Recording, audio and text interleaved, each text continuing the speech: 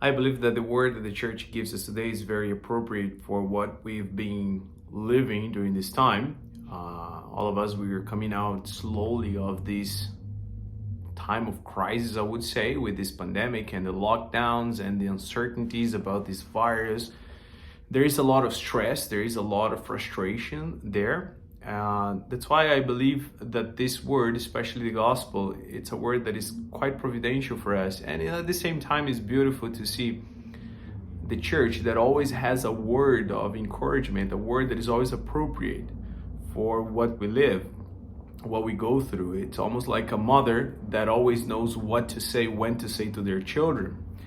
In the gospel of today, Christ says, come to me, all of you who are burdened and restless. Come to me, and I will give you rest. Now we are living summertime.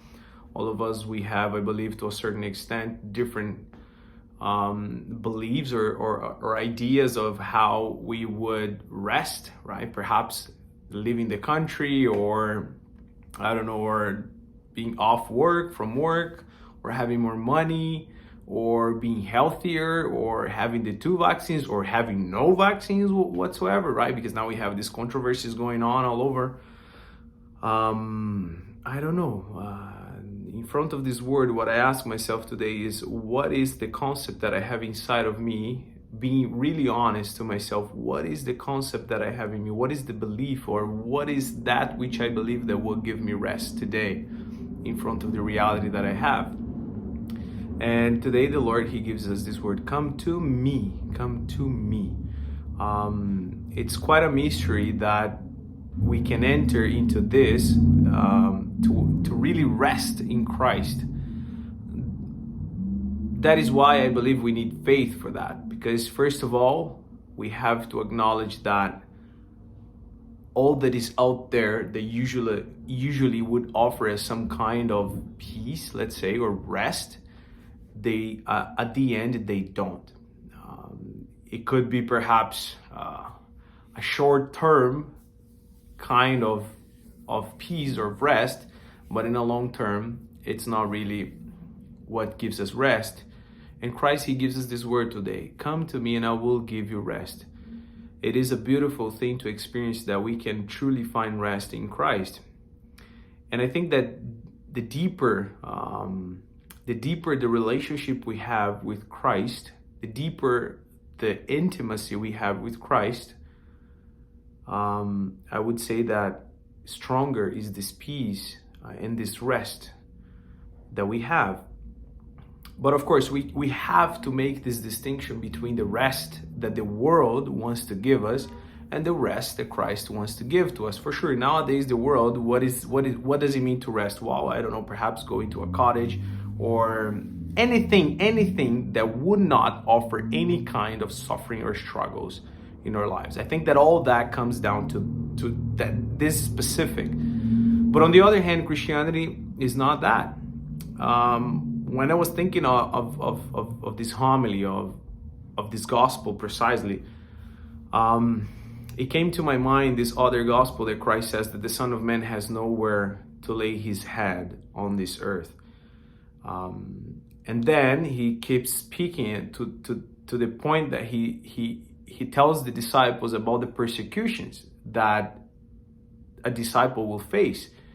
And then he gets to another gospel that says, the Son of Man, I haven't come to bring peace on earth, but the sword. To put mother against son, daughter against father, and so on and so forth. This is very deep, because the rest that Christ is offering us today, it's not the absence of suffering or struggles or anything like that. That's why the Christian, the one who can find rest in his cross. Whoever does not pick up his cross and follow me is not worthy of me. That's why a Christian has to carry his cross. And yes, whatever cross we have today, all of us, we have our crosses, that which makes you suffer today. It can be many things, brothers and sisters.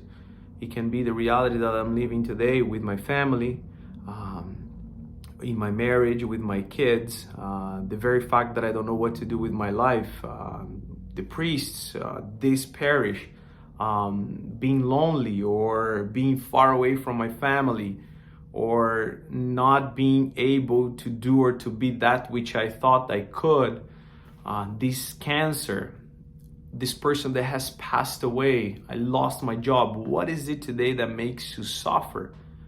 What is your cross today? I believe we should ask ourselves that question. Why? It's not to be masochist or anything like that, or negative, right? But to find Christ in the cross.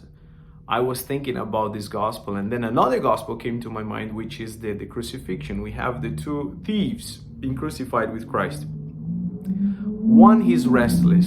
The other one, he rests in paradise. And I believe that is the perfect image of the Christian, is the one that he can rest truly in his cross once he embraces it. Today you will be with me in paradise. So this man, he discovers the rest that Christ wants to give to each one of us.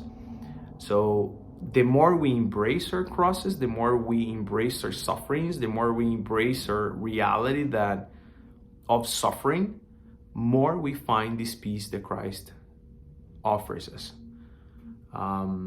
which is beautiful. And I believe, I personally believe that's what actually distinguishes or differs a Christian from a non-Christian, because the Christian is the one who can enter into his reality, he can enter into his cross, he can enter into his sufferings, and mysteriously, if you want, or miraculously, if you want, he can find Christ there. And if he can find Christ there, therefore he can rest, the true rest. So you can be in a reality today, I can be in my reality today, without trying to create a parallel reality that I dream of so I could have some peace, or no. That's why the Christian lives in the truth, because the truth is where Christ is, because Christ is the truth, right? Quite philosophical, but I believe that's what Christ is inviting us for us today. Come to me. What does it mean to come to Christ? Well, first of all, to be in a reality. Be in your reality, accept your reality, be there. Be still and know that I am God. Enter there where nothing makes sense. Enter there where you have no control. Enter there. Don't run. Enter. And you will find peace there. You will find rest for your souls. But come to me, because Christ is the truth. Christ is the today. Christ is the way, the life. And there we find rest for our souls. May this word help us to enter now in the rest of this week, and also to enter in the summertime, which is a time that is beautiful, but at the same time can be a time as well of struggles. May God bless you all.